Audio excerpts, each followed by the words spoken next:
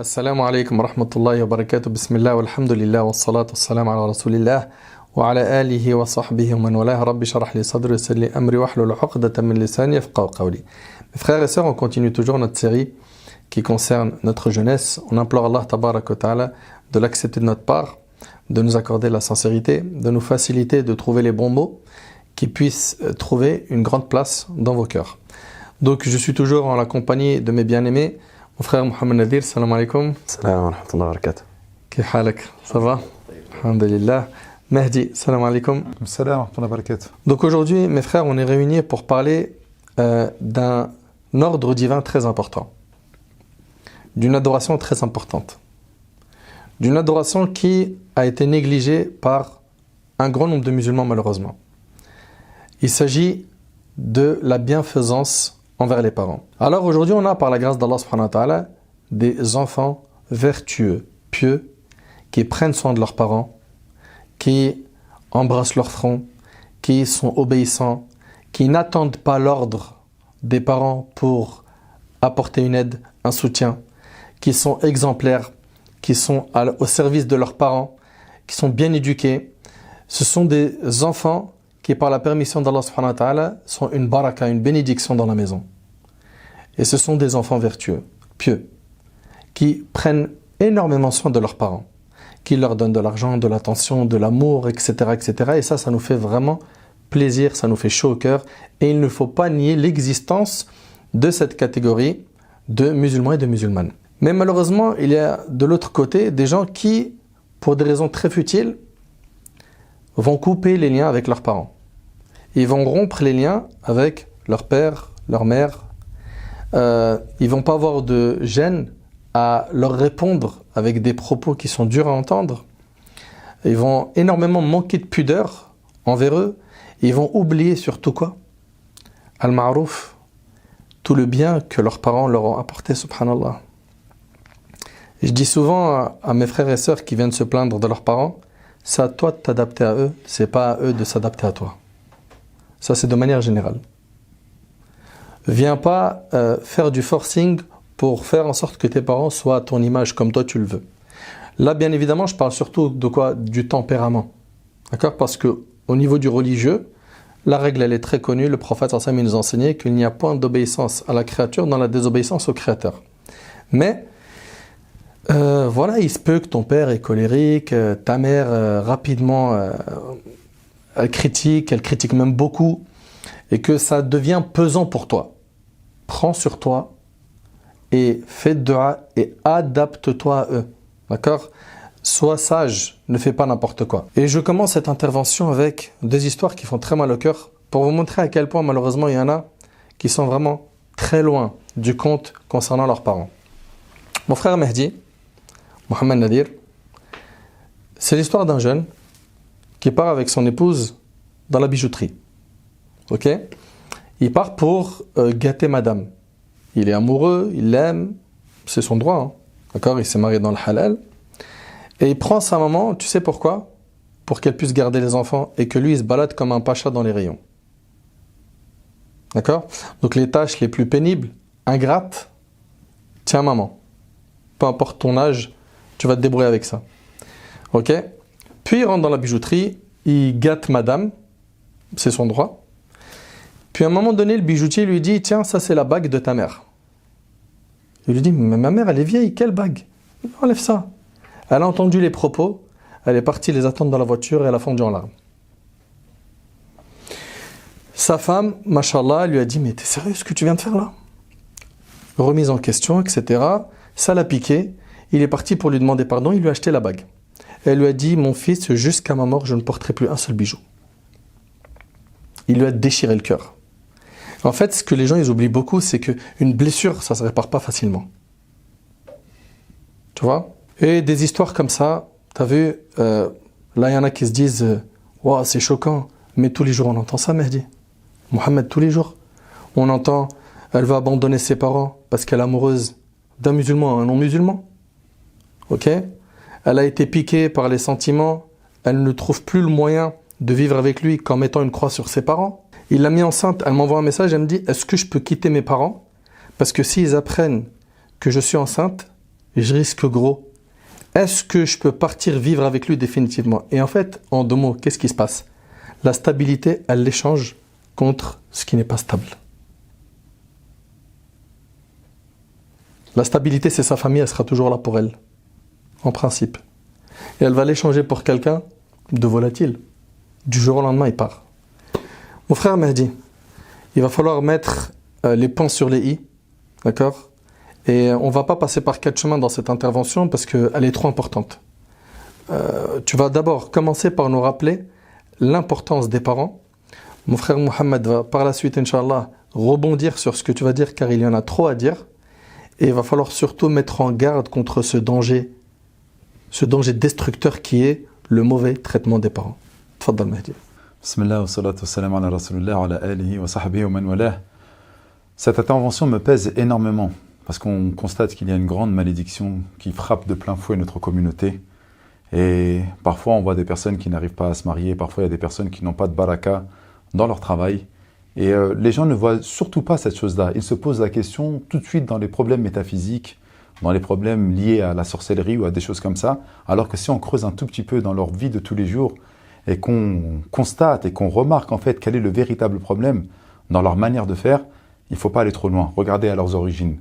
Et lorsqu'on voit le comportement nauséabond, immonde, ignoble qu'ils ont avec leurs parents, eh bien là c'est extrêmement difficile à constater, à voir. Et la première des choses, lorsqu'il y a des personnes qui me posent des questions, je leur pose très souvent la question, quelle est ta relation avec ton père et ta mère? Et les versets sont pléthores dans le Coran qui vont nous indiquer l'importance des parents. On va les citer, vous allez en citer plein, et même des hadiths. Mais bien entendu, le premier qui nous vient à l'esprit, c'est Surat al-Isra, parce qu'Allah subhanahu wa ta'ala nous dit « وَقَضَى رَبُّكَ أَلَّا تَعْبُدُوا إِلَّا إِيَّاهُ وَبِالْوَالِدَيْنِ إِحْسَانًا » Allah a décrété que tu ne devais prendre aucune autre divinité si ce n'est lui, dans l'unicité la plus formelle vis-à-vis d'Allah Jalla fi'ula. Tout de suite après, Allah Jalla fi'ula nous dit et d'avoir l'excellence de caractère avec les parents. Et on est mauvais en fait. Parce que lorsqu'Allah Jalla fi'ula parle, il emploie certains termes dans le Coran, c'est pas fortuit. Tu vois, c'est pas quelque chose de secondaire. Il n'a pas dit d'être correct, d'être affable, d'être respectueux. C'est pas ça qu'il nous dit Allah. Il a dit « Wa bil walidayni ihsana » et d'avoir l'excellence de caractère, la bienséance la plus aboutie, la plus absolue avec les parents. Allahu Akbar. Ben oui. Et lorsque tu constates un petit peu, parce que les versets, les longs, vous allez les citer, mais dans une partie du verset, il nous dit le mot le plus court dans le Coran. Le mot le plus court dans le Coran. « Wa la taqul lahuma off » et ne leur dit même pas ce soufflement qu'on fait lorsque papa au moment vient de nous voir. Mais pourquoi, lorsque j'écoute ce que tu es en train de dire, mais on en reçoit énormément des messages. Et j'aimerais juste pouvoir m'arrêter à là. Si tu veux, bi'idhnillah ta'ala, qu'on essaye d'avancer dans notre vie de tous les jours, la première des barakas, wallahi al-azim, c'est d'avoir la bienséance avec les parents. Comment? En les respectant, en leur donnant de l'importance. Barakallahu fik, mon frère Mahdi. Mon frère Mohamed, dans la continuité des versets, des hadiths, si tu peux nous en citer quelques-uns pour que les gens en fait ils prennent bien conscience que là on n'est pas en train de parler d'une petite chose. Bismillah, alhamdulillah, wa salatu wa salam ala rasulillah, ma ba'd. Effectivement, comme l'a relevé mon frère Mahdi, Allah subhanahu wa ta'ala, il nous parle de l'importance des parents à plusieurs passages dans le Coran. Dans ce verset, وَقَضَى رَبُّكَ أَلَّا تَعْبُدُوا إِلَّا إِيَّاهُ وَبِالْوَالِدَيْنِ إِحْسَانًا. Allah subhanahu wa ta'ala, il dit, il a décrété. C'est un décret qu'Allah subhanahu wa ta'ala fait, tout d'abord de n'adorer que lui, qui est le tawhid, et on sait que c'est la plus grande obligation de cette parole-là de la ilaha illallah, nulle divinité ne mérite d'être adorée en dehors d'Allah, wa bil walidayni ihsana juste après, et de faire bienfaisance, de faire preuve d'excellence envers les parents, comme tu l'as très bien dit, Mahdi. Allah subhanahu wa ta'ala nous dit également dans d'autres versets, il nous dit wa'budullaha wa la tushriku bihi shay'a wa bil walidayni ihsana, et adorez Allah et ne lui associez rien, et faites preuve d'excellence envers les parents. Et Allah subhanahu wa ta'ala nous montre également que ça c'est le modèle des prophètes qu'il a envoyés. Que les prophètes qui sont nos exemples, Allah subhanahu wa ta'ala dit « Ulaika alladhina hadallah fabihudahu muqtadi » ceux-là sont ceux qu'Allah a guidés, eh bien, suis donc leur guidé. Bien, le modèle des prophètes, ça a été de marquer le plus grand des respects avec les parents, même lorsque ceux-ci, non seulement sont polythéistes, mais en plus sont des ennemis d'Allah subhanahu wa ta'ala. C'est-à-dire qu'ils déclarent l'inimité au monothéisme et à l'adoration d'Allah subhanahu wa ta'ala. On a cela dans le modèle de Ibrahim alayhi salam. Ibrahim alayhi salam qui a été sous un père qui était non seulement un polythéiste, mais en plus celui qui façonnait les idoles. Ibrahim alayhi salam, il y a tout un discours avec lui dans Surat Maryam, la Surat 19, où Ibrahim lui dit « Ya abati, oh mon doux père, la ta'boudi shaytan, n'adore pas le diable. Ya abati, lima ta'boudu ma la yasma'u wa la yubsir wa la yughni anka shay'a. Oh mon doux père, mon bien-aimé père, pourquoi est-ce que tu adores ce qui n'entend pas, ce qui ne voit pas, ce qui ne pourra rien t'apporter ?» Et donc il commence à lui parler, etc., etc. Et son père, il lui répond de manière extrêmement violente. « La illam tantahi ya Ibrahim, la arjumannaka wahjurni maliya. » Il lui dit « Si tu ne t'arrêtes pas, si tu ne t'arrêtes pas, je te lapiderai et écarte-toi de moi pour un long moment. » C'est-à-dire, pars. Ibrahim alayhi salam, qu'est-ce qu'il lui dit? Il dit, ah, c'est bon, toi, de toute façon, t'es un polythéiste, t'es condamné à l'enfer. Non, jamais de la vie. Il a dit, qala salamun alayk, paix sur toi. Sa'astaghfiru laka rabbi, je vais demander pardon à Allah pour toi. Et il a fallu qu'Allah subhanahu wa ta'ala révèle l'interdiction de demander pardon pour les polythéistes après leur mort pour qu'il arrête. C'est-à-dire que toute sa vie, il a continué à demander pardon pour son père, jusqu'à ce que son père, il décède. Il continuait encore jusqu'à ce qu'Allah azza wa jalla lui dise stop. Ça y est. Là, maintenant, il est décédé, c'est fini. Isa Ibn Maryam alayhi salam, c'est la même chose. Sa mère était évidemment croyante, c'était une pieuse. Mais pareil, lorsqu'Allah subhanahu wa ta'ala, il a rapporté les paroles que Isa a dit à son peuple. Lorsqu'il a dit وَجَعَلَنِي مُبَارَكًا أَيْنَمَا كُنْتُ وَأَوْصَانِي بِالصَّلَاةِ وَالزَّكَاةِ مَا دُمْتُ حَيًّا. Et il a fait de moi un être béni où que je sois. Il m'a recommandé la prière et la purification ou l'aumône tant que je serai vivant. وَبَرًّا بِوَالِدَتِي وَلَمْ يَجْعَلْنِي جَبَّارًا شَقِيًّا. Et il a fait de moi un être respectueux qui est dans l'excellence vis-à-vis de sa mère, de ma mère. Et il n'a pas fait de moi un tyran condamné à la tristesse et à la damnation. C'est ainsi pour Sulayman, lorsqu'il a dit « Rabbi awzi'ni an ashkura ni'mataka allati an'amta alayya wa ala waliday wa an a'mala salihan tardah » Oh Allah, ô Seigneur, permets-moi de remercier le bienfait que tu m'as accordé à moi et à mes parents et de faire des bonnes œuvres qui te rendront satisfait. Quand on voit le modèle de Ismaïl alayhi salam avec son père Ibrahim, lorsque Ibrahim l'a amené pour l'égorger, ça veut dire que c'était l'épreuve d'Ibrahim. On sait qu'à la fin, il ne l'a pas fait. Mais c'était l'épreuve d'Ibrahim. Allah subhanahu wa ta'ala l'a fait voir en rêve qu'il devait égorger son fils. Qu'est-ce qu'il lui a dit, son fils? Il lui a dit, Ya abati fa'al ma tu'mar. Oh mon doux père, fais ce qui t'est ordonné. Satajiduni insha'Allah min as-sabirin. Tu me trouveras, si Allah le veut, parmi les patients. Et on pourrait citer encore Nuh qui disait Rabbi ighfirli wa li walidayya wa liman dakhala bayti mu'mina wa lil mu'minina wal mu'minat. Oh Allah, pardonne-moi à moi ainsi qu'à mes parents et à tous ceux qui sont rentrés dans ma demeure parmi les croyants et les croyantes. Donc Allah subhanahu wa ta'ala nous évoque que c'est le modèle des prophètes. Ya Yahya khudhil kitaba biquwwa. وآتيناه الحكم صبيا وحنانا من لدنا وزكاة وكان تقيا وبرا بوالديه ولم يكن جبارا عصيا. Yahya prend le livre avec fermeté et nous lui avons donné la prophétie alors qu'il était jeune et une douceur venant de nous et une purification et il était pieux. Et regardez comment est-ce qu'Allah subhanahu wa ta'ala a lié entre la piété. وكان تقيا وبرا. Il était pieux. Et donc, il était respectueux envers ses parents. Et donc, on voit le modèle de tous ces prophètes-là. Et qu'est-ce qui rejoint entre ces prophètes? C'est la piété et la révérence envers Allah subhanahu wa ta'ala, le monothéisme et le respect des parents dans la foulée. Ça ne tarde pas parce que les deux sont liés. Parce qu'on ne peut pas se permettre on ne peut pas penser avoir une bonne relation avec Allah subhanahu wa ta'ala si on a une mauvaise relation avec nos parents. C'est lié, les deux sont liés par Allah subhanahu wa ta'ala. Il ne les a même pas mis dans un niveau différent dans le verset. Comme tu as dit, il a utilisé wa'ul atf qui est le et. C'est l'équivalent de et. Ça veut dire qu'Allah subhanahu wa ta'ala, il les rejoint dans le verset. Évidemment que les parents, ils ne méritent pas l'adoration. Mais c'est pour montrer l'importance de la chose. Et on est négligent envers ça, véritablement. Subhanallah, moi je pense aussi au verset où Allah subhanahu wa ta'ala il dit وَإِنْ جَاهَدَكَ عَلَىٰ أَن تُشْرِكَ بِي مَا لَيْسَ لَكَ بِهِ عِلْمٌ فَلَا تُطِعْهُمَا وَصَاحِبْهُمَا فِي الدُّنْيَا مَعْرُوفًا. Mon frère Mahdi, Allah subhanahu wa ta'ala ici il dit si tous deux t'appellent à m'associer ce dont tu n'as aucune connaissance, ne leur obéis pas. C'est-à-dire, ils vont t'appeler à associer Allah, à désobéir à Allah. Nous on a une règle, c'est on n'obéit pas à une créature quand elle demande qu'on désobéisse au Créateur. D'accord? Mais regarde, وَصَاحِبْهُمَا فِي الدُّنْيَا مَعْرُوفًا. Donc Allah subhanahu wa ta'ala, juste après avoir dit ne leur obéis pas quand il s'agit d'une désobéissance, il dit mais tiens leur bonne compagnie. Asma radiallahu ta'ala anha, la fille d'Abu Bakr Siddiq. Abu Bakr, on connaît, ce noble compagnon, radiyallahu anhu, excellent compagnon, le numéro 1 parmi les compagnons du prophète, alayhi salatu wassalam, un homme exemplaire, on pourrait parler de lui pendant des heures. Subhanallah, Asma, elle va voir le prophète sallallahu alayhi wa sallam, elle lui dit, ma mère, elle est mushrika, elle est polythéiste, elle adore autre qu'Allah. Et en fait, Ibn Hajar, il explique que, en fait, il s'était marié avec elle avant l'islam. Elle demande au prophète sallallahu alayhi wa sallam si elle doit entretenir des bonnes relations avec elle. Est-ce que je dois être bienfaisante envers ma mère? Et le prophète sallallahu alayhi wa sallam de lui dire oui. Et aujourd'hui, subhanallah, mon frère Mahdi, des musulmans, ok, fraîchement convertis, d'accord, ils ne comprennent pas que les parents, même s'ils ne sont pas musulmans, il faut être correct avec eux. Même si son père et sa mère adorent une pierre, il va falloir être bon envers eux. On a ce devoir religieux qui est indiscutable. Tu vois? Et aujourd'hui, quand ils rentrent dans la religion, ces gens-là, ils sont perdus. Ils ne comprennent pas. Est-ce qu'on peut avoir de ta part quelques conseils pour qu'ils comprennent que l'affaire, elle est trop importante? Il faut la prendre au sérieux. Ta parole est décisive, Nader. Les propos et les versets qu'a relevé Mohamed Nadir sont d'autant plus décisifs. Subhanallah, il aurait pu encore continuer longtemps. Billahi, billahi.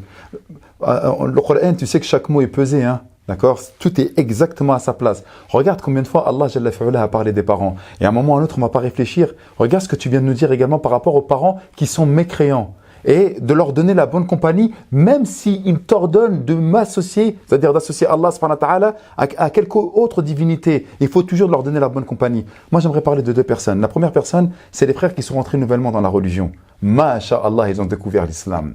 Ils ont découvert la sunna, ils ont découvert de comment correctement prier. Son père peut-être qui joue encore au tiercé, ou qui fume encore la cigarette, ou qui n'était pas opérationnel dans la religion, il va commencer à le regarder de manière ostentatoire. Papa, tu ne connais rien à la religion. C'est quoi la fatiha qu'on fait à la fin du mariage? Mais pourquoi tu parles de telle manière? Mais c'est pas comme ça qu'il faut faire le tahiyyat. Mais pourquoi tu pries pas, papa? C'est pour ça que tu as que de la malédiction. C'est pour ça que ta vie elle est pourrie. Oh! Tu parles à qui là, frère? Tu parles à qui, toi, ma sœur, à parler comme ça à ta mère et à ton père? Mais t'écoutes les propos de Sa Majesté Allah, Jalla fi'ala, prête-tu une oreille attentive à la parole de Sa Majesté Allah, Azza wa Jal, et parce qu'ils ont découvert la beauté de l'islam, eh bien, subhanallah, ils se permettent de rabaisser leur père parce qu'ils n'ont pas eu le même cheminement spirituel qu'eux. Et parfois, il y a des musulmans qui viennent et qui vont essayer d'appeler à l'islam, mais au lieu d'appeler à l'islam, ils font fuir. Mais écoute ce que je suis en train de te dire. C'est trop dur. C'est pourquoi c'est dur. C'est que Allahu Akbar, son père, qui voyait son fils, qui l'a choisi, qu'il était petit, et il voyait le petit, là, son père comme un modèle, parce que c'était son père. Et lorsqu'il a appris à l'islam, regarde ce qu'il dit, certains papas, j'aurais préféré que mon fils ne connaisse jamais l'islam, vu comment il est en train de me parler. Non mais est-ce que tu écoutes ce que je suis en train de te dire? C'est récurrent malheureusement. Non mais tu es d'accord avec moi? Il a dit, je préfère que mon fils n'aurait jamais connu l'islam parce que maintenant il y a ta jabbar alayya. Il s'enorgueillit devant moi. Il est devenu dominant. Tu connais rien, papa. Mais qu'est-ce que c'est que ça? Alors que, subhanallah, il y a des convertis, qu'Allah les préserve. Allahumma barik, leurs parents sont rentrés dans l'islam parce qu'elles ont vu leur fille ou bien leur fils rentrer ces personnes-là dans l'islam et ils ont dit, mais pourquoi tu es devenu comme ça? Ils ont dit, maman, ça y est, je suis musulman maintenant. Elles ont dit, ces personnes-là, elles ont dit, je suis musulmane ou je suis musulman. Et c'est pour ça que les parents sont rentrés dans l'islam parce qu'ils ont vu un changement flagrant. Et ça me rappelle le verset, subhanallah, où lorsqu'Allah Jalla fi'ala a envoyé Sayyidina Moussa et Haroun à Pharaon, il leur a dit, idhaba ila Pharaon, innahu tagha. Allez donc voir Pharaon, il s'est complètement rebellé. Faqula lahu qawlan layina, et dites-lui des paroles pleines de douceur, de gentillesse, de mansuétude. Et À Pharaon. Et Pharaon, il a dit, Ana rabbukum al-a'la, je suis votre Seigneur le Très-Haut. Et nous, on voit en fait que les gens, lorsqu'ils ont pris l'islam, ils le prennent du mauvais côté. L'islam n'est pas venu pour être dur, n'est pas venu pour briser l'amour des parents. Tu sais que sur terre, écoutez bien ce que je suis en train de vous dire. Parce qu'à un moment, lorsque Mohamed Nadir, il a cité tous ces versets, c'est pour montrer une chose qui est flagrante. C'est que sur terre, personne ne t'aimera autant que ton père et ta mère. Personne. Et lorsque tu as cité l'histoire tout à l'heure de la personne qui a privilégié sa femme autre que par rapport à ses parents, eh bien moi je suis désolé, c'est la plus grande des jarimes, c'est le plus grand des crimes de pouvoir faire une chose pareille. Et voilà ce qui est en train de se passer. Et tu t'étonnes, avec tous les versets que nous a cités Mohamed Nadir, que des personnes sont dans l'affliction, dans l'ignominie, dans la difficulté, dans la tristesse, dans les ténèbres de leur vie. Cherchez pas trop loin. Parce qu'il y a les doigts des parents derrière. Allahu Akbar wa du'a al-walidayn mustajab. Et l'invocation des parents est exaucée. Mais regarde le cadeau qu'Allah il donne. Tellement cette relation est importante. Lorsque tu fais du bien à tes parents et que ta mère ou ton père, min amiqi qalbihi, du plus profond de son cœur, te fait une invocation sincère, Allahu Akbar, ça marche direct. Mais il y a des gens, tu l'as cité tout à l'heure, je sais que je suis en train de monopoliser la parole, mais il y a tellement à dire. Mais est-ce que tu te rends compte qu'il y en a qui vont dire, ouais, la religion c'est difficile, porter les foulards c'est difficile, faire les prières à l'heure c'est difficile. Mais lorsqu'elle va tomber amoureuse, alors que son père il l'a portée sur ses genoux, qu'il l'a aimée, qu'il l'a choyée, qu'il l'a dorlotée, qui a joué avec elle, qui l'a emmenée, qui lui a appris à faire ses premiers pédalages de vélo, qui lui a montré en fait c'était quoi la vie, qui l'a fait grandir. Cette fille-là, parce qu'elle est tombée amoureuse comme une sotte, comme une idiote, elle donne l'honneur de son père. Parce que lorsqu'elle a donné sa virginité, elle a donné l'honneur de son père. Elle a donné l'honneur de son père. Mais elle ne fait plus attention à son père. Elle ne respecte plus son père à ce moment-là. C'est même pas son mari pour son mec. Et ça fait extrêmement mal au cœur. Et après, cette fille-là, bien sûr, elle a fait taouba. Mais le mal est fait. Al-jaza'u min jinsil amal. Chaque action que nous faisons dans cette vie d'ici-bas a une conséquence dans cette vie d'ici-bas avant l'au-delà. Et surtout, mon frère Mahdi, les gens ils oublient que le prophète sallallahu alayhi wa sallam, il a dit la satisfaction d'Allah est dans la satisfaction des parents. Et la colère d'Allah, elle est dans la colère des parents. Ils ne s'en rendent pas compte, mon frère Mohammed. Tu peux nous décortiquer un peu ce hadith? Allah subhanahu wa ta'ala, il n'est satisfait qu'à partir du moment où les parents sont satisfaits. Ça veut dire qu'Allah subhanahu wa ta'ala, de par sa grâce, il a rattaché sa satisfaction à la satisfaction des parents. Les deux sont liés. Donc, Allah subhanahu wa ta'ala, il ne sera satisfait de toi, peu importe ce que tu fais. Tu peux arriver dans les plus hauts degrés, tu peux faire le plus grand nombre d'adorations, etc. Allah azza wa jal, il ne sera satisfait de toi qu'à partir du moment où tes parents seront satisfaits. Et vice versa. Si tes parents sont en colère, même si tu es dans le degré que tu veux, même si tu es dans le niveau que tu veux, même si tu es en train de faire les projets, les actions que tu veux, si tes parents ils sont en colère, Allah subhanahu wa ta'ala il est en colère. Et tu ne pourras jamais te défaire de ça. C'est quelque chose qui te suit, c'est quelque chose qui est lié à toi. Parce qu'Allah subhanahu wa ta'ala il a placé l'ordre ainsi. Et si tu veux vraiment adorer Allah subhanahu wa ta'ala et satisfaire Allah, satisfais tes parents. Donc ces gens qui font pleurer leur mère au parloir, ces gens qui font souffrir leur mère, ok, par « laisse-moi tranquille, j'ai pas de leçon à prendre de toi », il claque la porte, il part, il rentre à pas d'heure, il la voit pleurer dans sa chambre ou sur son tapis de prière, elle fait dua pour lui quand même, elle a le cœur qui brûle. Arrête. Elle a le cœur qui brûle parce que son fils, ça y est, maintenant il est hors contrôle. Elle ne sait plus. Bon, il y a un point aussi qui est important, mes frères, je suis obligé de l'évoquer, c'est qu'aussi, il arrive beaucoup de fois, sans généraliser, que les parents aussi, ils soient pour beaucoup. L'enfant, ils lui ont donné une totale liberté, aucune éducation islamique, puis un beau jour, ils ont vu que l'enfant, ça devient un monstre, et là, on vient taper à nos portes, aux instituts, aux imams, aux mosquées, au secours, à l'aide. Mais elles sont où les graines que vous avez plantées? Va parler à mon fils, va faire l'éducation. Va parler à mon fils, va lui refaire son éducation. Il arrive des fois que l'erreur, elle vient de chez eux. Et des fois, ils ont fait le nécessaire et c'est catastrophique. Ça veut dire quoi? Ça veut dire qu'il arrive des fois que les parents, ils aient fait les causes, mais c'est leur épreuve. C'est leur épreuve. Nuh alayhi salam, il a été prouvé. Son fils, il est jusqu'à la fin, jusqu'au dernier souffle, il a pris le chemin du kufr et mata ala al-kufr. Il est mort sur le kufr. On peut faire les efforts, mais Allah il nous éprouve. Comme Yaqub avec ses enfants aussi. Comme Yaqub avec ses enfants, ce qu'ils ont fait avec Yusuf alayhi salam, etc. Nous, il nous est demandé, on a le devoir de patienter et de ne pas faire comme certains parents qui disent « je vais lui ouvrir la porte, il la prend définitivement ». Pourquoi? Parce que s'il a commencé à prendre un toboggan qui va vers le châtiment d'Allah, il faut essayer de le freiner. Il ne faut pas lui dire « allez fonce ». Fini le toboggan et direction Jahannam, j'ai plus rien. Non. Les parents, c'est vrai que c'est une très dure épreuve, mais ça reste votre enfant. Ne fermez pas cette porte avec votre enfant. Patientez, faites dua, soyez forts, essayez de faire en sorte qu'il fréquente des pieux. Ça aide énormément la bonne fréquentation. Les duas de la maman, dans les moments où Allah subhanahu wa ta'ala il exauce les invocations. Subhanallah, une fois, Cheikh Ibn Baz, rahimahullah, le grand mufti d'Arabie Saoudite qui est mort, qu'Allah lui fasse miséricorde, une fois, il sort de la mosquée et il voit des gens, c'est un attroupement, il y a du monde, et il voit en fait qu'il y a un homme et une femme qui sont en train de frapper un vieux. Tu vois? Tout de suite, ce qui a été décidé, c'est quoi? C'est qu'on appelle le shorta, la police, pour freiner ça. Et le cheikh, il regarde ça, il est très choqué, le savant. Et puis, il entend que le père dit « Non, non, laissez-le dans ce même endroit.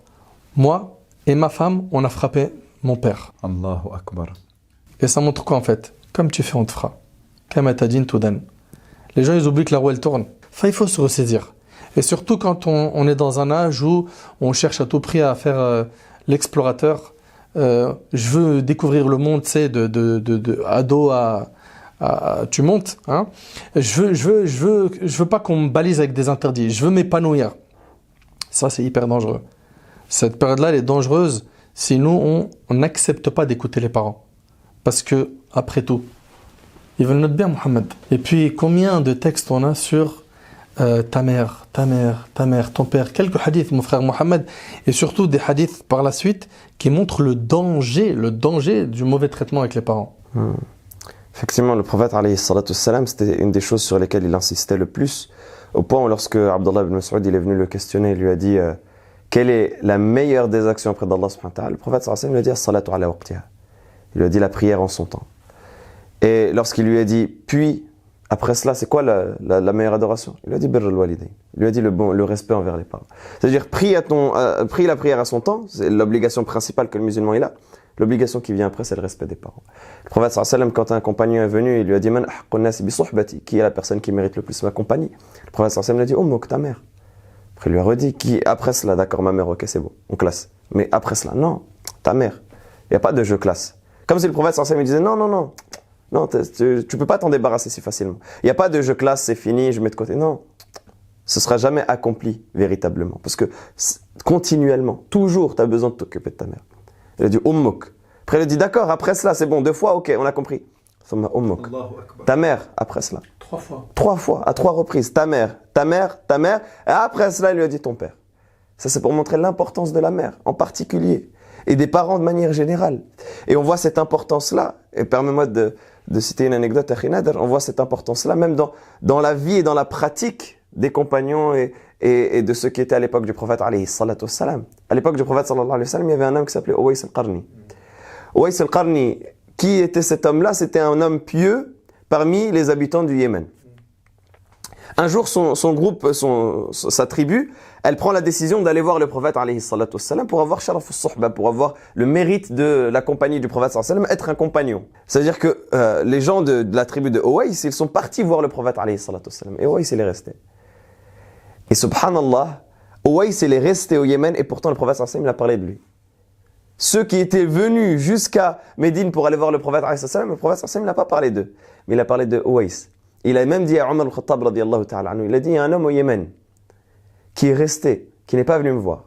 Mais si tu le rencontres un jour, demande-lui qu'il demande pardon à Allah pour toi. Alors que Uwais, ce n'est pas un compagnon. Uwais, il n'a pas eu le mérite d'être un compagnon du prophète sallallahu alayhi wa sallam. C'est devenu un tabi'i, ce qu'on appelle un tabi'i, parce qu'il a rencontré les compagnons du prophète sallallahu alayhi wa sallam, il n'a pas rencontré le prophète sallallahu alayhi wa sallam. Alors qu'il était à son époque. Alors qu'à son époque, le prophète sallallahu alayhi wa sallam était vivant. Qu'est-ce qui a fait qu'il n'est pas parti? Qu'est-ce qui a fait qu'il a sacrifié le rang de compagnon? Sa mère. Parce qu'il devait s'occuper de sa mère. Sa mère, elle était malade, il est resté à son chevet. Il s'est occupé de sa mère jusqu'à ce qu'il accomplisse en quelque sorte cette responsabilité-là.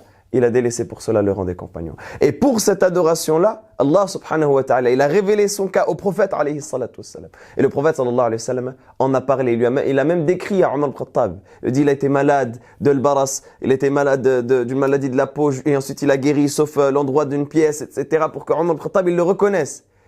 Et dès que Omar al-Khattab, à chaque fois qu'il y avait une délégation du Yémen qui venait, il leur disait Afikum Uwais. Est-ce qu'il y a parmi vous Uwais? Est-ce qu'il y a parmi vous Uwais? Et Uwais, c'était quelqu'un de très humble. Et quand Omar al-Khattab radiyallahu ta'ala anhu, il posait la question, un jour il a posé la question, il y avait Uwais. Uwais, il s'est étonné, il a dit pourquoi est-ce que tu veux chercher après moi? Il lui a rapporté, il lui a dit ceci, cela, il lui a dit demande pardon à Allah pour moi. Regardez comme Omar ibn Khattab radiyallahu ta'ala anhu, le deuxième meilleur compagnon, il demande à Uwais de demander pardon à Allah pour lui. Je retiens ici que Jibril alayhi salam, il va voir le prophète sallam, il lui cite le nom d'un jeune qui se trouve au Yémen pour montrer sa valeur, subhanallah, et le prophète sallam en parle aux grands compagnons, les nobles compagnons, parce que Pourquoi? Il était bon envers sa mère. Là, on pense en fait que c'est des gens qui sont dans un ancien temps, que c'est pas factuel, que ce n'est pas possible. Mais J'aimerais vraiment dire à tous ceux qui sont en train de nous écouter que s'ils veulent véritablement avoir la félicité dans leur dunya, avant de penser à l'akhira, avant d'avoir l'agrément d'Allah, Jalla fi'ula, il faut absolument qu'ils se rapprochent de leurs parents. C'est une chose qui est primordiale pour avoir une baraka. Plus tu vas être au service, pour avoir la bénédiction, pour avoir les bienfaits, plus tu vas être proche de tes parents et plus Allah Jalla fi'ula va t'octroyer comme jamais tu n'as pu avoir. Que ce soit dans la santé, que ce soit dans les biens, que ce soit dans tout ce que tu veux. Et ça me rappelle une histoire, subhanallah, qui a été racontée par un savant en Arabie Saoudite où ils étaient... et ça fait mal au cœur parce que on voit là, c'est juste une petite parenthèse, on arrive à certaines personnes, certains frères et sœurs arrivent à un âge avancé et il y a papa qui est vieux, il y a maman qui est vieille. Et wallah, je l'ai vu. Et on le voit pratiquement très souvent. Ouais, mais c'était moi qui l'avais la semaine dernière. Vas-y, récupère maman. Ouais, c'était moi qui l'avais la semaine dernière. Vas-y, récupère-la. Mais t'es fou, mais moi je voulais partir en vacances là. Et là maman elle est là, je peux pas. Vas-y, c'est à toi. Et wallah, j'ai vu, subhanallah, des frères et des sœurs qui étaient en train de s'embrouiller. Pourquoi? Parce que justement, il y avait maman qui était là tel un fardeau. La ilaha illallah. Alors que le frère il racontait cette histoire-là, qu'il y avait également deux frères qui se sont retrouvés devant le tribunal, devant un juge, avec leur mère. Et le juge, il pensait en fait qu'il y allait avoir également le même problème. C'est qui va garder maman? C'est moi qui la gardée. Mais en fait, ils étaient venus tous les deux pour essayer d'avoir la garde de leur mère. Parce qu'ils savaient pertinemment que lorsque leur mère était avec eux, chez eux à la maison, eh bien c'est là qu'ils récoltaient le jackpot. C'est là qu'ils allaient avoir un maximum de hasanet. Et c'est là qu'ils allaient également avoir un maximum de baraka. Mais regarde ce qui est en train de se passer. Wallah, et qu'on m'a parlé de cette histoire-là hier au téléphone. Il y a un frère, il m'a dit, Alhamdulillah, tout va très bien. Mais ma femme, maintenant, elle passe énormément de temps avec sa mère parce que son mari, il est mort. Elle a un grand pavillon et je la laisse aller avec sa mère pour pouvoir s'occuper de lui. Pourquoi? Parce que normalement, ils ont un fils et une fille. Le fils, sa femme, elle ne voulait pas. Il a essayé de la prendre sa mère pendant 3 jours, mais elle lui a mis la pression. Ta maman, c'est trop dur, etc. Ça me prend trop de temps. J'arrive pas à m'occuper d'elle pendant que lui, il était au travail. Et il a ramené Miskin à sa mère dans le grand pavillon vide. Et c'est la femme du frère que je viens de te citer qui s'occupe de sa mère. Moi, j'ai dit, Miskin, celui-là, il a perdu. Plus aucune baraka. Et il m'a dit effectivement, Mehdi, il n'a aucune baraka. Il est en train de ramer et de trimer. Il n'y a rien qui fonctionne dans sa vie. Mais réveillez-vous donc. Subhanallah. Ne comprenez-vous donc pas que c'est par rapport au brr, à la bienséance, au bon comportement, à le fait d'être disponible vis-à-vis des parents, que nous allons avoir un énorme bienfait dans cette dunya. Et tous les hadiths qu'avait cités, que ce soit Uwais al-Qarni ou d'autres, le montrent de manière claire. Il faut que les gens puissent prendre conscience que les parents sont véritablement importants pour leur cheminement et leur réussite dunyawiyya de cette vie d'ici-bas et surtout pour l'akhira. Je rebondis sur ce que tu dis. Je vais argumenter ton propos. Selon Anas radhiyallahu anhu, le prophète me dit, celui qui aimerait bien qu'on élargisse sa subsistance. Regarde, c'est concret. Et qu'on retarde l'échéance de sa mort, on lui met la bénédiction dans sa vie, tu vois, qu'il ait la baraka dans sa vie, qu'il se montre bon avec ses proches. C'est dans Bukhari Muslim. Et selon Abu Darda radhiyallahu anhu, subhanallah, ce hadith-là, il est vraiment impressionnant. Un homme vint dire ici, dans le hadith d'Abu Darda, j'ai une femme, et ma mère m'ordonne de la répudier. Il dit, j'ai entendu le prophète sallallahu alayhi wa sallam dire, les parents sont la porte du paradis, dont l'accès est le plus facile. C'est ça, shahidement, que j'ai envie que vous gardiez en tête. Ok? Ce n'est pas un appel à obéir à tout ordre d'une maman de divorcer, parce qu'il en arrive souvent que ce soit quoi, même injuste. D'accord? Des fois, c'est le shaitan qui rentre entre eux. Mais ce qui m'intéresse surtout ici, c'est quoi? Les parents sont la porte du paradis, dont l'accès est le plus facile. Si tu veux, profite de cette porte ou n'en profite pas. Allahu Akbar. C'est un accès, c'est une porte qui mène à Al-Jannah. Tu vois? Et on l'a dit plusieurs fois, mon frère Mohamed, les gens, ils n'arrivent pas à réaliser. Mais je pense aussi qu'ils ne connaissent pas les menaces et les châtiments liés à ce grand péché, le mauvais traitement des parents. Si tu peux nous rappeler un ou deux textes sur ce sujet. Le prophète, alayhi salatu wassalam, alors qu'il mettait en garde justement ses compagnons, un jour il a dit ce hadith qui est frappant. Il a dit « Raghima anfu, thumma raghima anfu, thumma raghima anfu » à 3 reprises. Il a dit qu'il soit humilié. Raghima anfu, c'est une expression en arabe pour dire que son nez soit collé au sol, à la terre. Ça veut dire qu'il soit humilié, qu'il soit visage contre terre. C'est une invocation contre lui, qu'il soit humilié, qu'il soit humilié, qu'il soit humilié. Les compagnons disent « Qui au message d'Allah ?» Le prophète sallallahu il dit « Celui qui atteint l'un de ses 2 parents, ou les 2, à un âge avancé, qui ne rentre pas au paradis. » Celui qui atteint l'un de ses deux parents, ou les deux, à un âge avancé qu'il ne rentre pas au paradis, celui-là, la bénédiction, il en est privé, comme tu disais. Parce que le rang des parents, lorsque tu le négliges, tu as négligé quelque chose d'extrêmement important dans ta vie. Tu as perdu, tu as négligé une bénédiction, comme tu disais, Akhi Mehdi, et un lien qui est extrêmement important. Rappelle le nombre de bienfaits qu'on a reçus de notre mère quand on était dans le ventre de la maman, dans l'allaitement. Rappelle un peu qui pense un petit peu au sacrifice de la mère. Exactement. Et Allah subhanahu wa ta'ala nous le rappelle de la meilleure des manières. وَوَصَّيْنَا الْإِنسَانَ بِوَالِدَيْهِ حَمَلَتْهُ أُمُّهُ وَهْنًا عَلَى وَهْنٍ. Allah subhanahu wa ta'ala nous dit, et nous avons fait la recommandation pour l'homme de bien entretenir et de bien s'occuper de ses parents. Sa mère l'a porté difficulté après difficulté. Les difficultés de la grossesse, la fatigue, l'anémie, les pertes de conscience, etc. Elle le porte dans son ventre, sur elle, pendant 9 mois. وَفِصَالُهُ فِي عَامَيْنِ. Et ça ne s'arrête pas. La difficulté de la grossesse, la difficulté de l'accouchement, et ça ne s'arrête pas. Jusqu'à là, après, elle l'allait pendant 2 années pour qu'il arrive à son sevrage. Et combien on a de questions, surtout dans la période de Ramadan, on a la question de est-ce que si j'allaite mon enfant, est-ce que si je suis enceinte, est-ce que je peux rompre le jeûne? Ça veut dire que la femme, elle vient se poser des questions-là. Pourquoi? Pour son enfant. Elle se pose toutes ces questions-là qui surviennent dans sa vie pour son enfant, pour protéger la vie de son enfant, pour faire preuve de la plus grande des bienveillances pour son enfant, jusqu'à mettre en péril en quelque sorte sa ibada. Et Allah Azza wa Jalla lui a donné la dérogation. Allah subhanahu wa ta'ala lui a donné la dérogation pour cela. Ça veut dire qu'Allah Azza wa Jalla, il lui a ouvert la porte de la rahma pour cela. Mais elle va rompre le jeûne pour son enfant. Et Allah subhanahu wa ta'ala, il continue.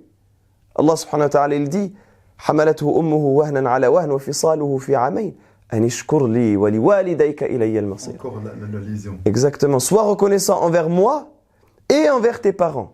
Et c'est vers moi que se fera le retour. Sois reconnaissant envers moi et envers tes parents. Et ça, on ne cesse de le répéter, on l'a répété plusieurs fois, parce que c'est extrêmement important. Et on voit que la mère, elle fait des sacrifices. Et le père également, il fait des sacrifices. À éduquer les enfants, à leur fournir l'éducation, les moyens d'éducation nécessaires, etc., etc. Conjointement, le père et la mère, ils participent à l'éducation de l'enfant. Et combien de sacrifices un parent il fait pour son enfant? Combien de sacrifices au quotidien? Ça devient son obsession au quotidien de protéger son enfant. Regarde comment la mère, elle est. Au moment où elle voit son enfant en situation de danger. Au point où le prophète sallallahu alayhi wa sallam, il a utilisé cela comme parabole pour représenter la rahma d'Allah subhanahu wa ta'ala, la miséricorde d'Allah subhanahu wa ta'ala et l'amour d'Allah pour ses serviteurs. C'est-à-dire qu'on utilise beaucoup le hadith dans l'autre sens, pour dire regardez comment Allah aime les serviteurs. Moi aujourd'hui j'aimerais utiliser ce hadith-là dans le premier sens, c'est-à-dire regardez comment est-ce que le prophète sallallahu alayhi wa sallam a utilisé l'image de la mère qui aime son enfant pour illustrer la miséricorde et l'amour d'Allah subhanahu wa ta'ala. Ce hadith-là, c'est que un jour, le prophète, alayhi salatu wassalam, il était avec ses compagnons après une bataille. Et parmi les captifs, il y avait une femme qui cherchait son enfant. Elle le cherchait partout. Elle allait devenir folle, elle cherchait partout son enfant, etc. Jusqu'à ce qu'à un moment, elle le trouve. Et elle le prend, elle l'attrape et elle le serre fort contre elle. Et le prophète, sallallahu alayhi wa sallam, il va utiliser cette scène-là pour dire à ses compagnons, vous voyez comment celle-là, elle aime son enfant? Est-ce que vous verriez cette mère-là jeter son enfant en enfer, jeter son enfant dans le feu? Et les compagnons ils disent non, évidemment que non. Et il dit Allah subhanahu wa ta'ala est plus miséricordieux envers vous que cette femme ne l'est pour son enfant. Ça montre à quel point cet amour-là il est fort. Et ça montre à quel point celui qui trahit cet amour-là et qui casse ce lien-là d'amour que sa mère a pour lui, que son père a eu pour lui, qui casse ce lien-là et qui n'est pas loyal, qui n'est pas fidèle, qui n'est pas sincère envers ses parents comme ils l'ont été envers lui, bien celui-là, il est dans le degré de la trahison. C'est pour cela qu'il mérite l'humiliation, parce qu'il a trahi ses parents. Ça me rappelle un frère qui était en jugement. Il avait fait les plus grands des méfaits. Il avait fait un viol. Il avait tué, subhanallah. Et toute la société, j'ai pas envie de citer le nom en fait, ils étaient en train de lui jeter l'anathème, mais surtout de le montrer tel un coupable, un dévergondé, quelque chose qui ne valait rien. Tu sais très bien que, subhanallah, il y a le côté des accusés, il y a le côté de l'accusation. Et dans le box des accusés, il y a souvent des fois des rangées, subhanallah, de la famille. Personne ne voulait en fait être apparenté à cet énergumène, à ce bandit, à ce violeur, à ce voyou. Il n'y avait qu'une seule personne qui était derrière. Une seule, sa maman. Même si c'est le plus grand des voyous, une mère, elle considère toujours son fils, malgré que ce soit le pire la pire des espèces. Et c'est cette relation-là que les gens mettent de côté. T'imagines tout ce qu'il a fait comme méfait, tout le monde a honte de lui. Mais la mère, elle est toujours là à essayer d'être avec son fils, malgré qu'il a fait tous ces méfaits. Subhanallah, l'amour d'une mère. Il y a des gens, pour une femme étrangère, qui vont délaisser leur maman alors qu'elle a un amour incommensurable pour lui. Et elle pourrait le tromper, elle pourrait le trahir sur 1001 points, ou peut-être même qu'elle pourrait divorcer. Et même s'il divorcerait, ou même si elle devait mourir, on peut se remarier avec une autre. On peut retrouver une autre femme, on peut avoir, on peut avoir les moyens d'avoir d'autres enfants. Mais lorsque tu perds ta mère, qu'est-ce qui va remplacer ta mère? Qu'est-ce qui va remplacer ton père? Il y a des gens qui les mettent de côté malheureusement. Et Wallah, je sais que je vais me répéter, mais encore une fois, je pense, Wallah wa'alam, qu'une grande partie de la malédiction qui touche nos frères et nos sœurs, notre communauté, c'est par le fait, subhanallah, qu'ils ont complètement délaissé leurs parents. Et je finis sur cet exemple, parce qu'on en a parlé plusieurs fois, une fille qui se retrouve à 26 ans, qui découche de la maison. Malheureusement, il y a pas mal de personnes qui n'arrivent plus à tenir leurs enfants. Arrivé à 26 ans, je suis libre, je fais ce que je veux. Tu connais ce pays de la liberté, où je suis libre, je fais ce que je veux. Mais ma fille, arrête de sortir, respecte ton père. Respecte ton père peut-être qui est à l'hôpital, respecte ton père qui est mort également. Il n'aimerait pas te voir dans cette situation-là. Eh bien non, je suis âgé, j'ai fait ce que je veux. Et c'est quelqu'un qui est en train de s'amuser avec elle, alors que subhanallah, sa mère elle est en train de pleurer et elle est sur le tapis malgré qu'elle l'a désobéi. Malgré qu'elle ne l'écoute même pas, elle continue. Billah el-Ali al-Adim, c'est quoi cet amour? Elle continue à invoquer pour sa fille, pour son fils en bien, malgré tout le mal, malgré la désobéissance qu'ils font. Si c'est pas l'amour d'une mère ou l'amour d'un père, c'est quoi ça, dis-moi? Barakallahu fik Mahdi, moi je rajouterai quelques textes qu'il faut qu'ils soient entendus.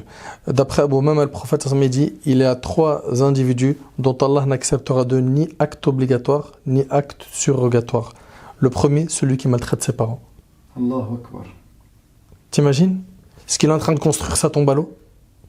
Il est en train de mettre des efforts dans plein de choses et il a laissé l'essentiel. Regarde, il y a 3 individus dont Allah n'acceptera de ni acte obligatoire ni acte surrogatoire. Le premier, celui qui maltraite ses parents. Dans un autre hadith, subhanallah, ce hadith-là, il est vraiment ajib, wallah al-azim. L'homme, il va voir le prophète sallallahu alayhi wa sallam, il lui dit, j'ai attesté qu'il n'y a pas de divinité à part Allah et que Mohammed est son prophète. D'accord? Il lui dit, je fais mes 5 prières, j'ai donné mon aumône, je jeûne le ramadan. Le prophète sallallahu alayhi wa sallam lui a dit, quiconque meurt en ayant accompli ce que tu fais, sera le jour du jugement avec les prophètes, les véridiques, les martyrs. Comme ça, il a joint les 2 doigts, à condition qu'il ne maltraite pas ses parents. Allahu Akbar. Et c'est rapporté par Ahmad et d'autres. Mais ils attendent quoi, les gens? Et subhanallah, ce hadith-là, on le connaît. Et c'est un incontournable, on est obligé de le rappeler. Où Jahima, il va voir le prophète, alayhi salatu wassalam, il lui dit, envoyé d'Allah, je viens demander conseil, car je compte prendre part aux expéditions du combat dans le sentier d'Allah avec toi. Et le prophète lui dit, regarde la question, et imagine, hein, il veut sacrifier sa vie pour Allah. La première question, le prophète lui dit, est-ce que ta mère elle est vivante? Il lui a dit oui. Le prophète lui a dit, prends soin de ta mère, car le paradis se trouve à ses pieds. Tu vois? Et dans une autre version, où l'homme il avait laissé ses 2 parents en train de pleurer, le prophète lui a dit, alors dans un hadith, fafihima fajahid, d'accord, ton effort fais-le plutôt sur eux. Et dans un autre hadith, il lui a dit, va les faire rire comme tu les as fait pleurer. Et dans la continuité de ce que tu disais, Khinadr, par rapport au hadith sur les parents, on voit que même quand le prophète, alayhi salam, il avait des compagnons qui venaient se plaindre à lui de leurs parents, comme c'est rapporté dans le hadith. On a des fois des enfants qui viennent se plaindre de leurs parents. Oui, mes parents ils sont toxiques, mes parents ils me pourrissent la vie, etc., etc. Un jour, il y a un des compagnons qui est venu se plaindre au prophète sallallahu alayhi wa sallam de son père. Il lui dit, mon père il m'a pris tout mon argent. Mon père il m'a pris tout mon argent. Il est en train d'utiliser mon argent, etc. Il attendait que le prophète sallallahu alayhi wa sallam il le soutienne. Il lui dise, d'accord, fais telle chose, fais. Il a dit, anta wa maluka li abik. C'était la réponse qu'il lui a donnée. Il a dit, toi et ton argent vous appartenez à ton père. Toi et ton argent vous appartenez à ton père. Ça ne veut pas dire que le père il peut voler, il peut prendre, mais ça veut dire prends conscience du fait que toi, si tu es présent sur terre et que tu as la capacité d'œuvrer pour ramasser de l'argent, c'est par la cause de ton père. Et c'est ton père qui a été la cause de cela. Et donc fais miséricorde. Et c'est pour ça qu'on voit dans énormément de textes des Sahaba qu'il y a beaucoup de compagnons à qui on venait demander s'il y avait une porte du repentir et ils posaient directement la question, est-ce que ta mère est encore vivante? C'était cité d'ailleurs dans un hadith du prophète alayhi salatu wassalam. Il lui dit, est-ce que ta mère est encore vivante? Pourquoi? Parce qu'il leur dit, si ta mère est encore vivante, eh bien va la voir et sois bienfaisant vers elle. Parce que c'est en cela que tu trouveras le repentir et le pardon d'Allah subhanahu wa ta'ala. Subhanallah. J'ai en tête quelques histoires qui qui sont une très belle touche pour terminer. Abu Huraira radiallahu anhu, ce noble compagnon, on sait qu'il s'est converti à l'islam 4 ans avant la mort du prophète alayhi salatu wassalam. C'est un grand savant dans le hadith, c'est un compagnon qui a marqué l'histoire des sahaba radiallahu ta'ala anhum. Et ce compagnon, un jour il sort, et ça lui arrivait souvent de sortir de chez lui parce qu'il avait faim. Il a faim. T'imagines Mahdi? Et il va en fait sortir de chez lui et il va rencontrer un groupe de compagnons. Hadith, il est dans Bukhari Muslim. Qu'est-ce qui vous fait sortir? Ils sont unanimes sur le fait que ce qui les a fait sortir, c'est la faim. C'est des sahaba radiallahu anhum. La faim. On va où? Chez le prophète alayhi salatu wassalam. D'accord? Donc ils sont partis chez le prophète alayhi salatu wassalam. Le prophète alayhi salatu wassalam, il va leur donner une assiette de dattes. Chacun va prendre combien de dattes? 2 dattes. Abu Huraira radiallahu anhu, il va prendre 2 dattes et il va en manger une et il va en garder une dans sa poche. Et là le prophète sallallahu alayhi wa sallam, il remarque ça. Il dit à Abu Huraira, pourquoi ça? Il lui dit parce que ma mère aussi elle a très faim et j'ai voulu lui garder une date. Allahu Akbar. Ya hasra. Une date s'il te plaît, une date. Là on est dans la période de Ramadan, les dates on peut même pas dire que c'est une entrée. L'entrée c'est à partir de, en principe, hein, date, shorba, brique, après c'est bon, on est rentré. Hey, 2 dates, akhi. T'imagines, le prophète ça l'a tellement touché, il lui a dit tiens, mange-les et prends 2 dates pour ta mère. Tu vois? Quelle miséricorde ils avaient dans leur cœur, subhanallah. Mohammed ibn Sirin, un élève d'Abu Huraira, c'est quelqu'un de très connu, il parlait avec sa mère comme on parlait avec un roi. Un roi, ils honoraient leurs parents. Combien de pieux prédécesseurs, il y rapportait qu'ils ne marchaient pas devant leurs parents. Tu vois, ils faisaient attention, subhanallah, ils ne s'asseyaient jamais devant elle, ils ne marchaient pas devant elle. Et un jour, un homme, il est rentré chez Mohammed ibn Sirin et il a demandé pourquoi est-ce qu'il parle aussi doucement. On lui a dit c'est comme ça qu'il est quand il est avec sa mère. Quand il est avec sa mère, il parle doucement. Aujourd'hui, on les voit, malheureusement, nos jeunes, ils crient sur sa mère, ils crient sur son père. Et tu comprends rien, ils claquent la porte, ils l'insultent, ils les frappent. Wallahi, on a eu des histoires où ça va jusqu'à lever les mains. Mais quelle bénédiction, vous voulez quoi, vous? Quel paradis vous recherchez là? Non, c'est quel malheur vous allez recevoir et malédiction. Mais c'est ça, et sur terre avant l'au-delà. Pourquoi? Parce que subhanallah, le prophète il nous a dit aussi, il y a 2 choses dont Allah accélère leur châtiment dans ce bas monde. Il a dit al-baghi wal-uquq, l'injustice et le mauvais traitement des parents. Écoute, t'as entendu? 2 choses, Allah, il accélère leur châtiment dans ce bas monde. Allahu Akbar. Ça fait flipper. Eh, tu vas travailler un jour, tu vas te retrouver avec des tempêtes d'épreuves que tu comprends même pas d'où ils viennent. Tu vas perdre ta santé, ton couple va se détruire. Tout ce que tu vas entreprendre va se déconstruire. Pourquoi? Derrière, tu es en train de faire n'importe quoi avec tes parents. Tu es en train de les faire pleurer à H24. Il y a aussi une histoire, subhanallah, Kahmus ibn al-Hassan al-Tamimi, il rend visite à sa mère et en rentrant chez elle, il voit un scorpion qui se précipite, qui rentre dans un trou. Alors il va rentrer sa main dans le trou et il va taper à plusieurs reprises comme ça avec sa main jusqu'à ce que le scorpion il va le piquer. Il faut lui dire mais t'as mis ta vie en danger. Il a dit si j'ai fait ça, c'est pour pas que le scorpion il sort et qu'il pique ma mère et qu'il fasse mal à ma mère. Aujourd'hui, elle est où notre jeunesse aujourd'hui? Les jeunes et les moins jeunes aujourd'hui. Ceux qui veulent réellement la baraka d'Allah subhanahu wa ta'ala, misez sur le fait que jamais de la vie vous dormez en ayant la colère de vos parents sur le dos. Faites en sorte de ne pas franchir la porte alors que ton père ou ta mère il a fait une dua contre toi. Wallah al-azim, t'as tout perdu. T'as ouvert la porte, il a fait une dua ou elle a fait une dua et tu pars normal ou tu dors tranquille sans lui demander pardon, lui embrasser le front. Mais il faut vraiment avoir un cœur de pierre, n'est-ce pas Mohamed? C'est dû à quoi cette insensibilité en fait? C'est quand le cœur est scellé et on demande à Allah subhanahu wa ta'ala de nous pardonner parce qu'on est véritablement négligent. On est véritablement négligent et on ne se rend pas compte de cette négligence-là. On est absorbé par les shahawat, absorbé par l'insouciance, absorbé par nos envies, nos désirs et on en oublie même nos prérequis, on en oublie même que Allah subhanahu wa ta'ala a fixé ça comme base, c'est indiscutable. C'est-à-dire la chose pour laquelle tu vas sortir, là, quand tu prends une invocation de tes parents avant de passer la porte, la chose pour laquelle tu vas sortir, mets-la dans une balance et mets de l'autre côté de la balance l'obéissance à tes parents et regarde ce qui pèse le plus lourd. Regarde ce qui pèse le plus lourd. Normalement, tu es prêt à sacrifier tout ce qui existe, tout ce qu'il y a sur la terre pour tes parents. Et si on te disait aujourd'hui, si tu sacrifies tout cela, on te donne, pour la personne de qui ses parents sont décédés, si on lui disait si tu sacrifies tout ce qu'il y a sur terre et on te donne des instants juste à revivre avec tes parents, ils le feraient. Parce que c'est cela, parce que c'est ça, ce lien-là. Et on voit que là où tu cites les pieux, on voit que nous, on est à des années-lumière des pieux, ne serait-ce qu'en nous comportant de manière normale avec nos parents. Normal. Normal. On voit parmi les histoires, par exemple, la personne qui était enfermée dans une grotte, dans une caverne avec un groupe. Ils étaient un groupe de 3. Et ils étaient rentrés dans une grotte, une caverne, et d'un coup, ils se sont rendus compte qu'il y a un rocher qui leur a comblé l'entrée, qui leur a condamné l'entrée. Et chacun a fait une invocation avec l'action qu'il considérait la meilleure qu'il a faite devant Allah subhanahu wa ta'ala pour qu'Allah azza wa jal leur facilite la sortie et qu'il leur permette de sortir de cette grotte. Et l'un d'entre eux, c'est quoi l'invocation qu'il a fait? Il a dit à Allah, j'ai 2 parents qui sont âgés. Et à chaque fois, lorsque je vais traire mes bêtes et que je reviens, je nourris personne avant de les nourrir eux. C'est les premiers à qui je donne le lait que je suis parti récupérer de mes bêtes. Il dit un jour, je suis rentré un peu tard. Et mes parents, ils étaient déjà endormis. Qu'est-ce qu'il a fait? Il a dit, mes enfants, ils pleuraient à mes pieds, ils criaient, ils réclamaient le lait.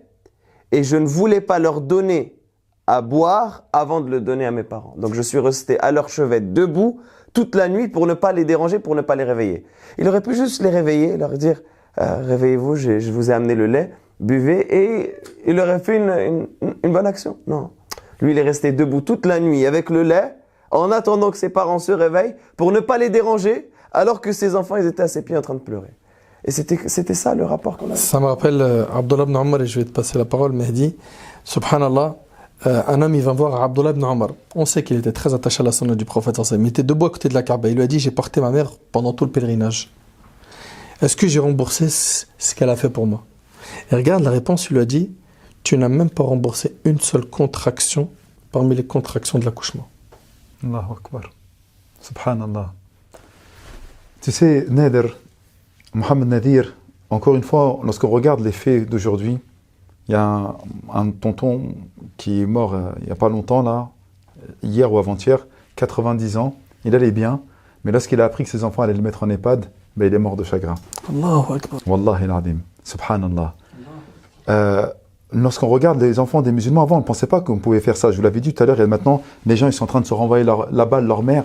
Et lorsqu'Allah Jalla fi'ala nous dit, je recite le verset وَقَضَى رَبُّكَ أَلَّا تَعْبُدُوا إِلَّا إِيَّاهُ وَبِالْوَالِدَيْنِ إِحْسَانًا إِمَّا يَبْلُغَنَّ عِندَكَ الْكِبَرَ أَحَدُهُمَا أَوْ كِلَاهُمَا فَلَا تَقُل لَّهُمَا أُفٍّ وَلَا تَنْهَرْهُمَا وَقُل لَّهُمَا قَوْلًا كَرِيمًا واخفض لهما جناح الذل من الرحمة وقل رب ارحمهما كما ربياني صغيرا. Ce verset, il est exceptionnel parce qu'il y a énormément de points qui ont été abordés. Le fait que lorsque tes parents grandissent, on sait que lorsque les parents grandissent, ils sont difficiles un petit peu dans le caractère. Voilà, ils sont beaucoup plus pointus, etc. Eh bien, tu penses qu'Allah subhanahu wa ta'ala n'avait pas pris en compte cela? Ouais, mais ma mère, elle est dure. Ouais, mais mon père, il est dur. Tu penses qu'Allah, le créateur suprême des cieux et de la terre, n'avait pas pris en compte cette chose-là? Il a dit, voilà, même s'ils te demandent de faire des choses qui sont au-delà de ta capacité de résistance, parce qu'ils te font vraiment mal à la tête, tu leur diras pas off. Tu intérioriseras cela, tu sortiras et après tu feras ce que tu veux. Mais ne leur dis même pas off. Et combien de fois nous voyons, comme tu as dit toi, c'est des insultes. Et comme tu l'as cité dans les hadiths qui nous ont précédés, qui ont précédé, parle-leur avec douceur, avec gentillesse, sois affable. Mais l'une des plus grandes ingratitudes, parce que je fais pas mal de janaza, je vois les enfants, ils sont en train de pleurer. Mon père, ma mère, et on les voit, ils sont en train de faire des crises, etc. Pas de problème. J'analyse, je regarde, froidement, factuellement. J'attends un petit peu. C'est des personnes que je connais. Ils sont là, en train de pleurer au moment de la mort. On les enterre. Il y a les 3 jours de deuil, mashallah, tabarakallah. Et après, j'attends 1 an. J'attends 2 ans. J'attends 3 ans. Et on n'évoque même plus les parents. Il n'y a même plus une sadaqa. Il n'y a même plus une évocation. Et pourtant, Rabbi subhanahu wa ta'ala dit وَقُلْ رَبِّ ارْحَمْهُمَا كَمَا رَبَّيَانِ صَغِيرًا. Même nos parents, lorsqu'ils sont défunts et lorsqu'ils sont morts, nous leur devons encore de penser à eux en invoquant en leur faveur la miséricorde. Et il y a énormément de personnes qui ont vu leur père et leur mère mourir, mais qui ne les évoquent même plus, qui ne leur donnent même plus une sadaqa, qui ne font même plus une invocation pour eux. Mais l'ingratitude, elle est encore plus totale. Et comme tu le dis, Kama tadin tudan, comme tu as fait, on te fera. Eh bien, attends-toi à ce que comment tu te comportes avec tes parents, toi qui aimes tellement tes enfants que tu pourrais sacrifier ce que tu veux pour eux, eh bien, attends-toi qu'ils se comportent également de la même manière avec toi. Nas'alallah al-afwa wal-afiya. Amin. Je vais terminer, Inch'Allah, après tes quelques mots, par quelques points très rapidement pour synthétiser, et je laisserai le mot de la fin pour Mohamed, Inch'Allah. La première des choses, ne soyez pas ingrats envers vos parents, comme l'a dit mon frère Mehdi. Rappelez-vous, même si des fois ils vont être pour vous désagréables, trop exigeants, ils vous comprennent pas, on n'est pas de la même génération, il y a un décalage. Je lui parle d'un truc, voilà, on entend, hein, ouais, c'est des blédards, tu vois, on entend la jeunesse se plaindre comme ça. Ne soyez pas ingrats. Mettez sur la balance tout ce qu'ils ont fait de bien envers vous. Et les quelques moments où vous n'avez pas accepté, vous n'avez pas aimé leur caractère, vous allez voir que la balance elle est trop lourde du côté de la bienfaisance qu'ils ont eu envers vous. Deuxièmement, obéissez à vos parents. Et ça, c'est pas une option. C'est une obligation religieuse. C'est une obligation religieuse. Il te met en colère, il te parle mal, il t'a privé, il t'a sanctionné, il a dit non, tu sors pas, non ceci ou non cela, ou elle a dit cela, tu obéis, tu vas avaler ta rage et tu réponds pas. Ne répondez jamais à vos parents. Ne soyez pas de ceux qui font des matchs de ping-pong. Il dit, je dis, il dit, je dis. Non, non, non, tu te prends pour qui? T'es sérieux là? Après avoir écouté tous ces versets et tous ces hadiths, tu crois quoi? Tu crois que tu es libre de faire ce que tu veux avec tes parents? T'as pas le droit, c'est interdit, c'est un grand péché, c'est interdit de lui répondre et de parler mal et de blesser les parents. Aussi, mon frère Mehdi l'a dit, leur faire des doigts quand ils sont en vie, mais surtout quand ils quittent ce monde. Et ça fait partie, subhanallah, des 3 actions qui continuent après la mort d'une personne. Un enfant vertueux qui fait des invocations pour lui. Et respectez vos parents, même s'il y a des incompréhensions, qu'il y a des différences de génération, de culture. Gagne la confiance de tes parents. Et pour cela, ne mentez pas. Soyez juste, soyez honnête. Ne mettez jamais vos parents en colère. Rendez-leur l'amour qu'ils vous ont donné. Surtout quand ils sont dans le besoin. Un jour, ils peuvent être touchés par la pauvreté. Il faut que vous soyez là. Un jour, ils peuvent être touchés par des maladies. Ils vous ont supporté à maintes reprises quand vous étiez petit, que vous étiez constipé, les coliques, les diarrhées, les ceci, le cela. Peut-être demain, tu vas arriver à un âge où ton père ou ta mère va, lui, se retrouver dans cette situation où il ne peut plus se retenir et il fait ses besoins sur lui. Tu seras comment à ce moment-là? Dégoûté de lui, dégoûté d'elle? Comment? Ou est-ce que tu as pensé à une maison de repos comme certains? Chacun d'entre nous doit faire le bilan sur sa relation avec ses parents. Et si c'est pas réglé, si c'est pas carré, si j'ai pas la satisfaction de mes parents, que je pleure des chaudes larmes et que je me repente. Aujourd'hui avant demain. Parce que wallahi l'azim, que c'est hyper douloureux en conséquence dans cette vie comme dans l'autre. Et n'oubliez pas une chose aussi, c'est que on les regrette souvent quand ils partent. Tant qu'ils sont en vie, beaucoup de gens ne connaissent pas leur valeur. Mais dès qu'ils partent, on les voit, ils sont anéantis. Profite. Un coup de fil, les visites, prendre leurs nouvelles, les cadeaux, faire rentrer la joie dans leur cœur. Beaucoup de gens disent, moi, la seule chose que je regrette aujourd'hui, c'est tous les moments où je pouvais aller faire un petit coucou, boire juste un verre de thé. Mon frère Mohamed, je te laisse conclure, Inch'Allah. Pour conclure, on va conclure rapidement, c'est très simple. On a des fondamentaux en tant que musulmans. On a des fondamentaux. Parce que je sais très bien qu'en écoutant ces paroles, il y a beaucoup de gens qui vont se trouver des excuses. Ils vont dire, oui, mais moi, ma mère, elle est comme ça. Oui, mais moi, mon père, il est comme ça. Oui, mais toi, tu connais pas mes parents. Oui, mais mes parents, ils sont comme ça. Ces gens-là, ils cherchent des excuses. On sait que chaque personne a sa situation. Chaque personne a son cas de figure particulier. Chaque personne a la chose dans laquelle ça bloque avec ses parents. Si c'est ses études, si c'est son mariage, si c'est sa situation personnelle. Chaque personne a son cas particulier. Si vraiment ton cas particulier pose problème, il y a des solutions. Allah subhanahu wa ta'ala a donné la solution de la médiation. Tu ramènes un imam, il essaye de discuter entre toi et entre tes parents. Mais n'oublie pas le fondamental. Que ce cas particulier-là, il ne te fasse pas changer la règle, parce que la règle, elle est toujours là. La règle, elle est toujours là, que tu le veuilles ou non. Et si Allah subhanahu wa ta'ala, il t'a mis dans cette situation avec ses parents, c'est qu'Allah azza wa jalla, il veut t'éprouver dans cette situation. Est-ce que tu penses qu'Allah azza wa jalla, il ne sait pas la vie que tu mènes? Et il n'a pas décidé que tu vives dans cette famille? Non, Allah subhanahu wa ta'ala, il a bien décidé. C'est pas toi qui as choisi tes parents, c'est Allah qui les a choisis pour toi. Et il les a choisis pour que tu endures cette épreuve et que tu sois le plus bienfaisant envers tes parents. Et on a cité énormément d'exemples, on aurait pu encore en continuer en citer. Comment est-ce que les compagnons à l'époque du prophète sallallahu alayhi wa sallam, lorsqu'ils ont voulu faire la hijra, leurs parents, ils se sont interposés devant eux. Qu'est-ce qu'ils ont répondu? Ils ont répondu de la manière la plus douce, de la manière la plus sereine. Ils ont répondu avec la plus grande des sagesses. Et toi, est-ce que tu crois que ta situation dans laquelle tes parents, ils ont un peu mis des bâtons dans les roues, ils ont un petit peu maugré, ils ont un petit peu été désagréables par rapport à toi dans une chose que tu veux faire? Est-ce que tu crois que cette situation-là, elle est comparable à la leur? Absolument pas. Leur situation à eux, ils ont vécu les plus grands sacrifices et pourtant ils ont réussi à maintenir ce lien parce que c'est un fondamental, que tu le veuilles ou non. Que tu le veuilles ou non, cette adoration, elle est là. Ton cas particulier, gère-le d'une manière avec sagesse, avec la médiation, avec la discussion, avec la conciliation, mais nous, avec les du'a, avec les invocations, avec les adhkar, en donnant des aumônes pour qu'Allah subhanahu wa ta'ala, il change la situation de tes parents. Tu dis, ya Allah, tu invoques Allah subhanahu wa ta'ala, tu te lèves la nuit, tu pries, tu fais tes ablutions et tu pries deux unités de prière. Et tu dis, ya Allah, change la situation de mes parents. Ya Allah, fais que mes parents soient plus doux envers moi. Si tes parents ils t'ont délaissé, si tes parents ils t'ont abandonné, si tes parents ils t'ont négligé, dis ya Allah, fais en sorte que s'ils sont encore là, qu'ils changent avec moi. S'ils sont plus là, que tu leur pardonnes. Ya Allah, pardonne-le leur négligence qu'ils ont eu vis-à-vis de moi. Mais garde en tête ce fondamental qui est le fait que tes parents, peu importe leur situation, peu importe ce qu'ils font, peu importe comment ils sont, peu importe leur caractère, peu importe leur comportement, peu importe leurs défauts, ça reste ton fondamental après l'adoration d'Allah subhanahu wa ta'ala. Pour le mot de la fin, j'aimerais juste dire à mes frères que s'ils veulent réussir dans leur projet de vie d'ici-bas, qu'ils aillent donner un cadeau à leurs parents en réjouissant leur cœur, en mettant le bonheur dans leur cœur. Et maman, fais-moi des doigts pour que je puisse me marier. Maman, fais-moi des doigts pour que je puisse avoir mon diplôme. Maman, fais-moi des doigts pour que mon entretien pour l'embauche puisse marcher. Ou papa, peu importe, doua al-walidayn, les deux. Rendez-leur heureux, faites-leur des cadeaux, mettez la joie et wallah, que vous allez voir al-ajaib. Vous allez voir des choses étonnantes. Et tout de suite, immédiatement, celui qui nous écoute là, il se lève et il va embrasser le front de ses parents et il va leur demander des invocations. Exactement. Donc, c'est à réparer tout de suite. C'est pas une option, c'est une obligation. On parle de quelque chose de fondamental. C'est une obligation religieuse. J'implore Allah subhanahu wa ta'ala de faciliter qu'après cette vidéo, tous ceux et celles qui se sont reconnus et qui connaissent leur situation, qui est bancale pour certains, qui n'est pas au point, qui mérite un effort, faites l'effort pour Allah subhanahu wa ta'ala. Écoutez attentivement, on n'est pas en train de vous dire faites l'effort pour la personne en question, mais pour Allah. Allah ta'ala, il mérite que vous fassiez cet effort pour lui. Sallallahu subhanahu wa ta'ala yanfa'ni bima qultum yanfa'akum bima sami'tum. Hadha wallahu a'lam. Subhanaka Allahumma bihamdik ashhadu an la ilaha illa anta astaghfiruka wa atubu ilayk. Jazakumullahu khair, qu'Allah vous récompense Mahdi Mohamed Nadir et qu'Allah il accepte.